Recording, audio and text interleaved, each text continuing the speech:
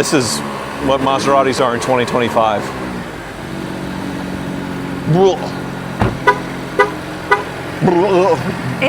When I did that, it says perform service on the dash. So it's a hoopty. You like that. Welcome to April's Garage, the greatest automotive channel in all of YouTube land. And this is a 2025 Maserati Grecale, which sounds really fancy. And they're cool. I feel like this kind of helps save Maserati because it's lower priced. And I say lower, I mean right around $70,000. Well, that's not what they advertise it for. $69,900. You had to say that. That's going to be the car that saved Maserati one for $69,000. That's a 2-liter, 4-cylinder, little ugly piece of junk. It's another. Wait, you have to say something nice once in a while. Maserati is completely lost. I mean, they are just completely losing it right now. And this, who thought this was a good idea? I mean, it's... Everyone's doing this, okay? Every luxury car brand has their small SUV, and Sure. This is the Maserati's version. But you can get like a BMW or Mercedes with a 2-liter turbo in this size and all that stuff for $40,000. Nobody, once again, nobody is going to buy this thing. It's like Maserati just keeps building cars that nobody wants, but then used, they depreciate so much that they're actually great buys used. What do you think about the horsepower, though? It's about 300 horsepower, 0 to 60, 5.3 seconds for $70,000. From Maserati. From Maserati. No, we did not buy this. We rented it on Turo. Right, it's pretty cheap. I forgot, what was it, like $300 a day? Less than that. It's like $600 for the whole trip with fees for 4 nights, so incredibly cheap. Right. It's cool. It's nice because we're at Moto Miami and there's a lot of fancy cars around, so we want to be able to park it and get around and easily. I did not do this. I just want to claim right now this curb rash on every single wheel. It's not for me. This is the worst wheel by far, but it's pretty standard with Turo rentals that somebody annihilates these things. And then, you know, this one they'd say try and replace the wheel and want like $1,000, $2,000. Shut up. And then the Turo people will get it repaired for like $100, and that's a way for Turo renters to make money. And speaking of, the guy who rented this thing to me had over 30,000 rentals under his belt, like a staff of 12 people. It's basically a rental car company at this point. It's like insane. Modern day Hertz right there. It's insane. He must be making a lot of money, but they're not repairing their cars, so maybe they're not making a lot of money. No, so what do you think of the rear quarter, April? It's pretty cool. You got the diffusers back here. It's cool. It's trying to be powerful and cool. I mean, like they added some performance-looking things to it, okay? I figured you would think, like this is its worst angle. It looks like any kind of economy crossover, and it's just this blobby rear quarter. If they didn't put this spork here on the C-pillar, you would never know that this is anything fancy at all. I'm trying to say something nice because I feel like we dog a lot of the Turo cars, and I'm like, if you don't have anything nice to say, don't say anything at all. Like, that's where I'm going with this, okay? I'm reaching for something. Well, let me reach for something here, and I can't. I mean, there's nothing. This very generic taillight design. It is. This is nothing, you know, before, these Maseratis, they were designed by Pininfarina. Right. And they were beautiful. And now they're using their own existing design houses, whatever Maserati's rolled up in, and it's just so uninspiring, unfortunately. Grecale is a cool name. It's actually supposed to be the name of like a wind type, like some sort of Greek wind. Okay. So that's probably the fanciest part about it. Not a ton of room. You said something negative. Oh, for its size, I thought it was pretty good. Ooh. Of course, got sporks all over it. Fancy owner's manual, real leather or suede in here, so that's actually fancy. The warning triangle's missing. The toolkit. Yes. Do you know what this is? A Are shank. you familiar with it? Oh, stop it. We are in Miami, and it's a little dodgy in a couple areas. So yeah, that's a good shank. And the tow hook, which you will definitely need as this car ages, sooner rather than later. Most definitely. Wow, what's under there? Battery. Okay. And no spare tire, so just the battery right there. Well, the Look at this. Look at this. Mopar. Mopar. Why does it say Mopar? Because that's the parent company that owns all this stuff. It's the same stuff everywhere. Why did they have to put another spork there? They put a spork there. They put a spork everywhere. But Stellantis owns Chrysler, owns Dodge, owns Jeep. Another spork. And they own this. The door handles are kind of interesting because there's like a little kind of rubberized button. Popper, all of like Corvette C6 or something like that. Yep. Right. These are all electronic. There's no manual release. I think on the front doors there's a manual release. Yes. Nice that the second row does have recline. and fold down. Oh, you said something nice about it. So yeah, it's nice that you have a second row that's actually decent room in here, and I can pull it back a little bit. Well, you're like 6'3" with your spikes. It's not That's bad. cool. For a smaller SUV, it is not bad when it comes to the rear room. Suede headliner. You got your air conditioning. Yes. Pretty nice. Cup holders. Chargers down there.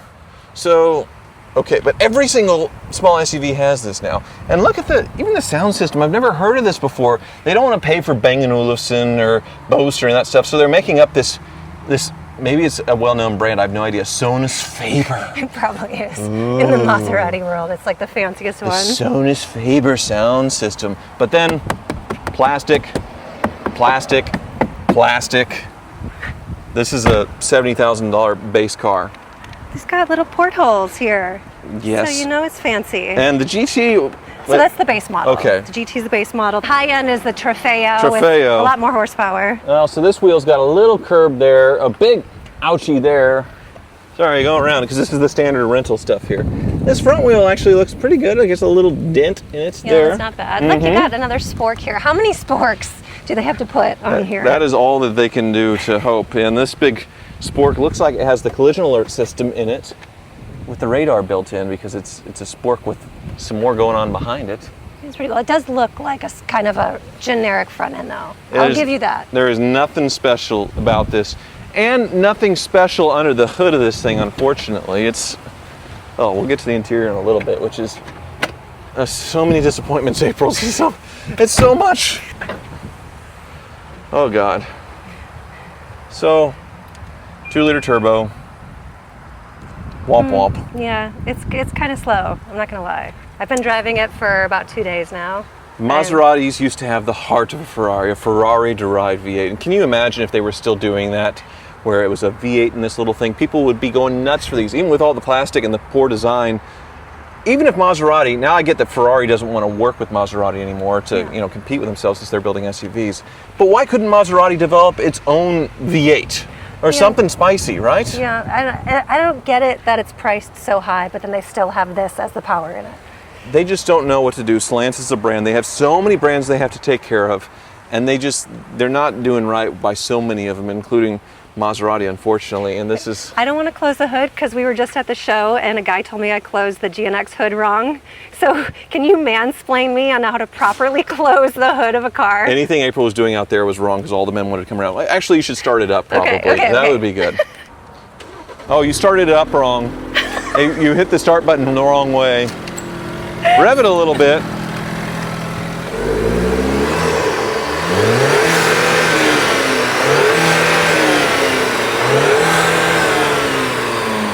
This is what Maseratis are in 2025.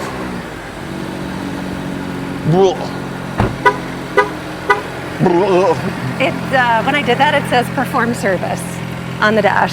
So it's a hoopty. You like that. Let's go for a ride. I won't close the hood. Nice job. Well, they're trying to make it sporty, like the old school Maserati. You got your drive mode right up here. You can turn it. There's only 3 drive modes: Comfort, GT, and Sport. I guess we'll leave it in Sport to get all the horsepower we can. You got the start button right there. The best part about this car was that when we first got it, Tyler took a while to find the push button. Yes. The push button shifter, right. And it is terrible. It is Edsel LF 1957 that works when it wants to. But I was pointing out this, it has paddle shifters as well to make it sporty, but this controls it. And you have to like Hulk punch this thing to go into gear.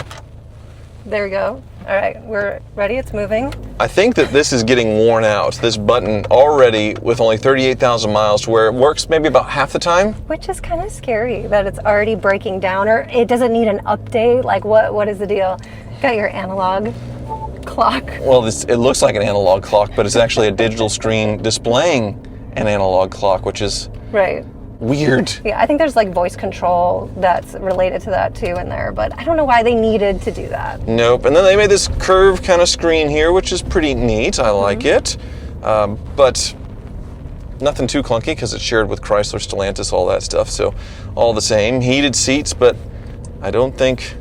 Nope. No massagers? Oh, no. Nice that you can turn off the start-stop real easy. But I feel like you need to sit and like do a class on how to work all this screen. Like, it's not like self-explanatory. It's not I guess easy. so. I mean, yeah, it's a little weird, but not too bad. But there's just so few options, so few things to control, that they made the ambient lighting like a big button to be able to control that rather than flipping through a menu. Just because there's so little glitz or cool stuff about this, you know? Right. She's a little peppy. We're in a tight neighborhood, so I can't really show you what she's got. All that, 296 horsepower. Oh, yeah, yawn. No sunroof on this one. This is full base, so somebody rental spec. Usually these companies, they lease them. Right. And then the lease number, say it leases for $500 or $600 a month, and they hope they get more than $500 or $600 a month in rental income, and that's how they make a living, obviously. So, but who in their right mind would buy something with a home link button from 1995 for $69,000? Normal civilians like myself, probably, because you're like Mr. High-End, okay? Well, I guess so, but there's so much, like, you would go sit in a new Toyota RAV4 and the interior would feel nicer than this. That's where it's just so ridiculous. Did it just wheel hop? So she's got a little power, Is this thing front wheel drive? No, I think it's all-wheel drive, But unless the base model's just front. Either this thing's front wheel drive or it's very front wheel drive biased to where it kind of like wheel hopped and like the electronic diff tried to correct to keep it from torque steering around, because that was really... Or maybe I'm a terrible driver. No, it could that be was a not you. combination of both. That wasn't you at all. That wasn't you. Here, hit it again. Let's just see. See, that hit a little more evenly. It farted. Yeah, what does that mean? It just made it, they tuned the exhaust to be a little more throaty and fun. So I put a little fart in there. I guess that's nice. But here's Miami. This is what it's like getting around in Miami. This all city streets. There's no real infrastructure, no rhyme or reason, and traffic just nonstop. Right, and it floods a lot. Luckily, it didn't flood today. Swampy, very swampy. So the going is not well suited for this. No. It was nice that we bring it down and show it and all that stuff, but driving it around, it's not pleasant here. No. The GNX, I'm having a hard time keeping it clean because it's black and it's older black paint. But I've been working out a lot, so if I look sweaty and disheveled, it's because I was working on the GNX for a while. She was down there by herself cleaning the GNX, and then just men just gathered around her to tell her everything that she was doing wrong and to watch her clean her car, obviously. Hilarious, actually. I was thinking this is a button, but it's not. It's like another Maserati Spork. Do you have one over here? Yes, you do, right here. Why do they need so many sporks? The sporks are everywhere. I feel like they challenge each other every year. They're like, hey, Clark, how many sporks can you put on the new 2026 model? Like, they up it every year. So overall, on a scale of 1 to 10, it's not worth $70,000. No. Especially for the power that it has. I think it needs to be a little sexier and a little spicier. It's a Maserati, so you're paying for the name. But what if it's 1 year old and then it's $35,000? Because that's what all Maseratis do. I imagine that's what this thing is, 1 year old and used with 30,000 miles. So then it's worth it, and then it's cool, and it's kind of a chick magnet because she's like, ooh, you have a Maserati. That's the thing. I feel like Maserati leases these things and then just takes the massive loss. And eventually Stellantis is going to give up and sell this company to somebody. And then they're going to take the massive loss. It's just a never-ending thing between Maserati and Aston Martin where there's just no winning. No, I feel like Stellantis needs to hire you, Fred, and Eddie. No, Eddie.